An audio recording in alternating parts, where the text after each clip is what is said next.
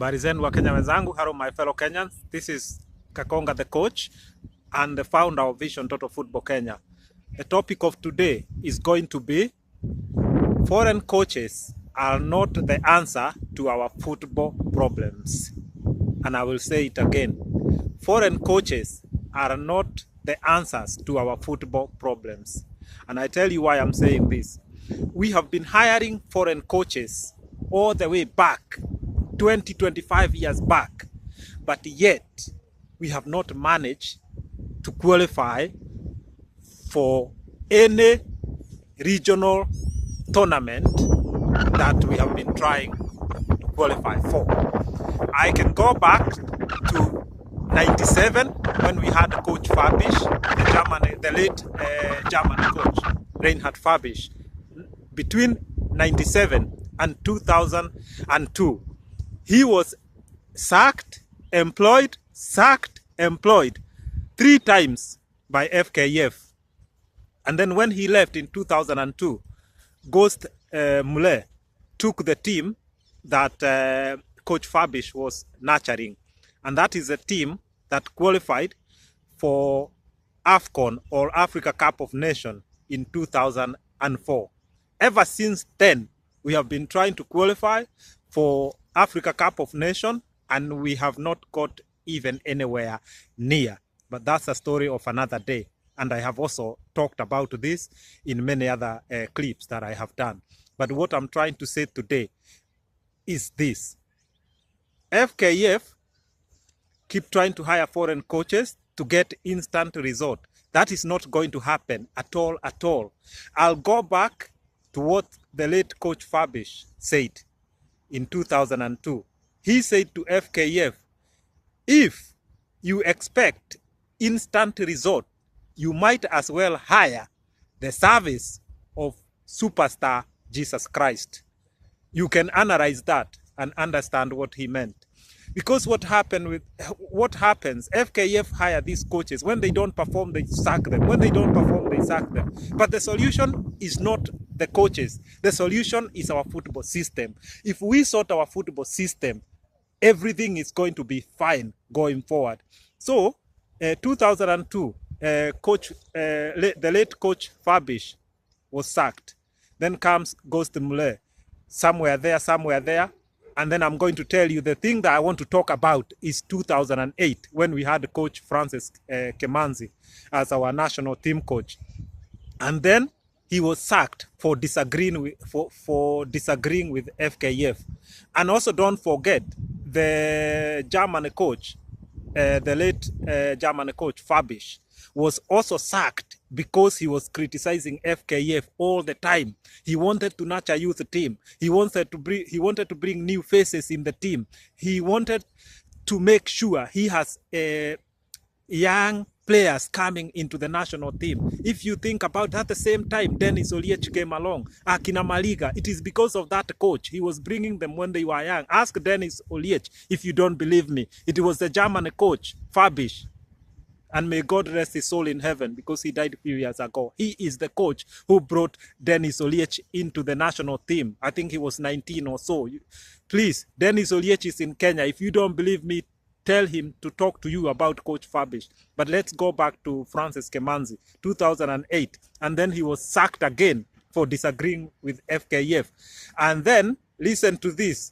He was re-employed again. Yeah? By FKF. So they sack coaches. When they can't find anybody else, they try to get those coaches back. He was re-employed again, and then he was sacked in 2011. He was re-employed in 2011, and then he was sacked around 2013 there. When he was sacked, Coach James Nandwa, we all remember, he came in as the interim coach. And then not long thereafter, Aderam Rouge was hired as the coach. And James Nandwa was assisting him.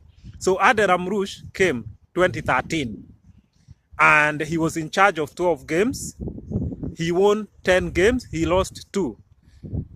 And this is what I want you to remember properly.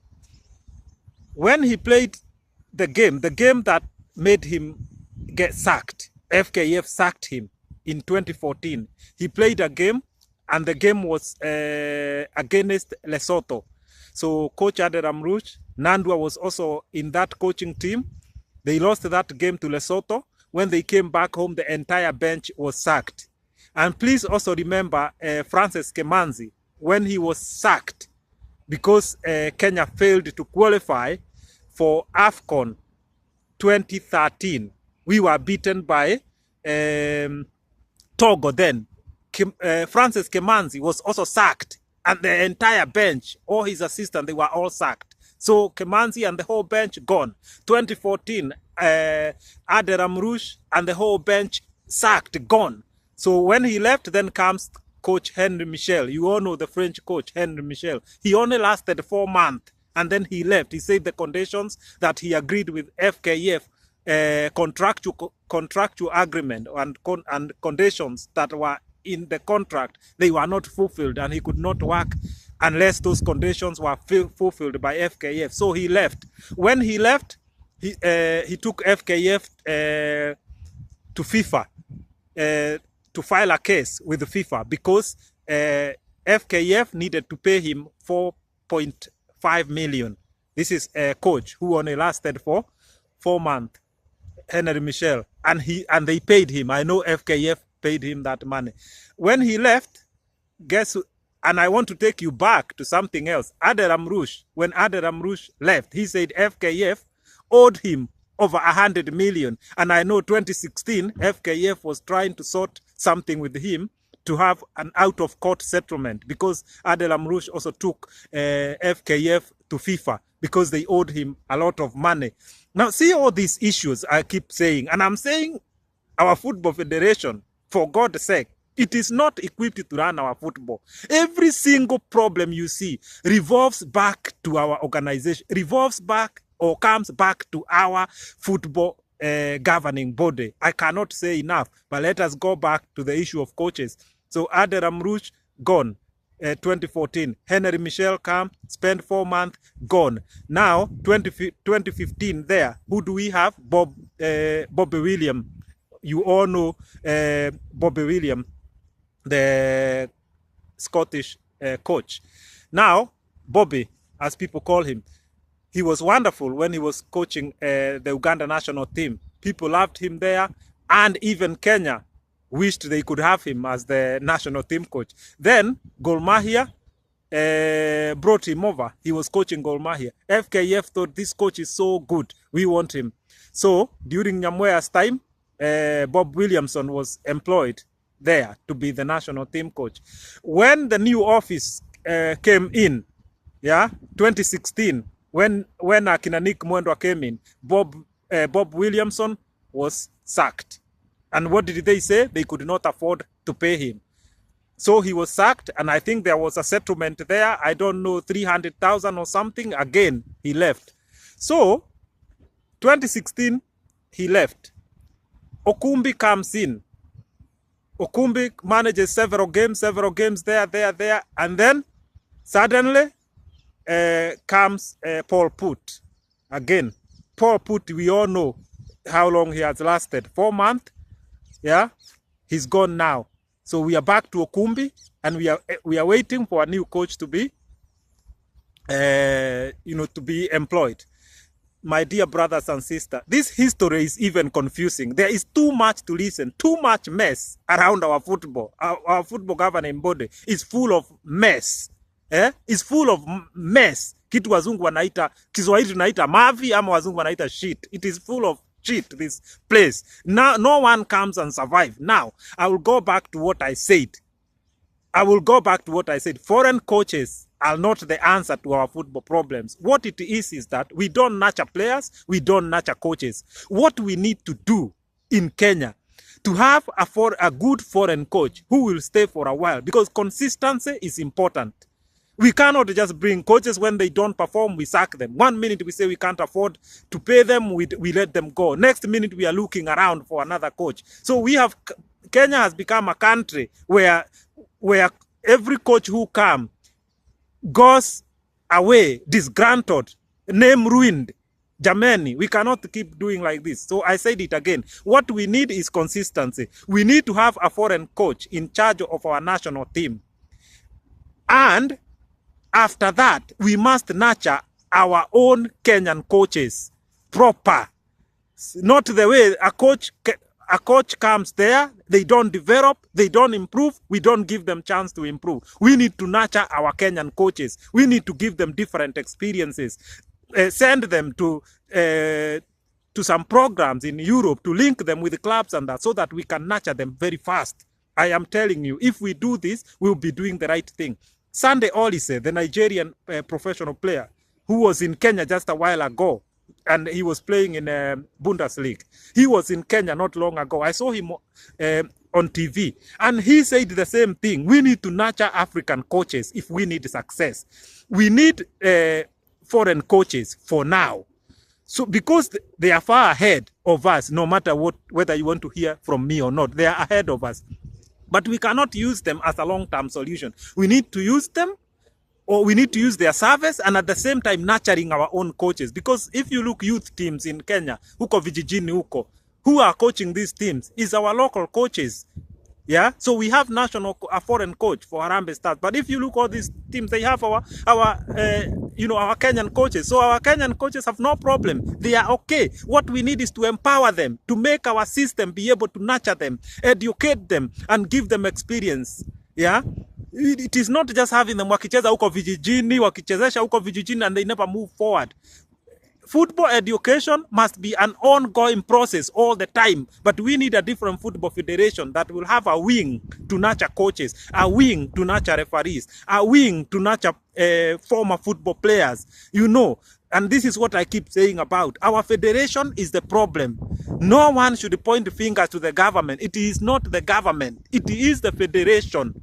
If we have a good federation, everything will be fine. From vijijini up to the national level, everything will be fine. Sponsors will come because they will have confidence with our system. Our system is what is making sponsors run away. Our system is making our professional clubs not to grow. It is making our professional clubs die. It is making local leagues not exist. It is making Kenya not to make money out of football. I am saying again, Vision Total Football Kenya will usher in a new era for football, and a new federation will be formed by the government of Kenya. This is the end game. I must continue to say this. Kwa hivyo jameni, continue to support me, continue to comment and subscribe, please. Vision Total Football Kenya is the answer to all our football problems. Foreign coaches are not the solution to our football problem. Even Francis Kemanzi said the same thing that I'm saying now. You can go back to some clip years ago or read some newspaper written years ago. He said the same. Our solution will come through our own local Kenyan coaches. Let us empower them. Let us create a path. And that's why I said, if you look, Vision Total Football Kenya has a program where we are going to have Kenyan coaches. It's a coach exchange program that Kenyan coaches can travel to Europe, especially those who are coaching Kenya Premier League and National Super League there, and our Harambee Stars youth teams, and those coaches will have, we will have an exchange program for them where they can go to Europe and gain experience as fast as possible, because this is what we need. They understand the terrain in Kenya. They know how to coach. What they need is just empowerment. And this empowerment is not going to happen under FKF. Tafadhali, please understand. When I talk of the program that we need, when I talk of the football system that we need, I am talking from experience. The program that I know is an international program. It's an international structure to form a football federation equipped for 21st century. Century hizi tuko.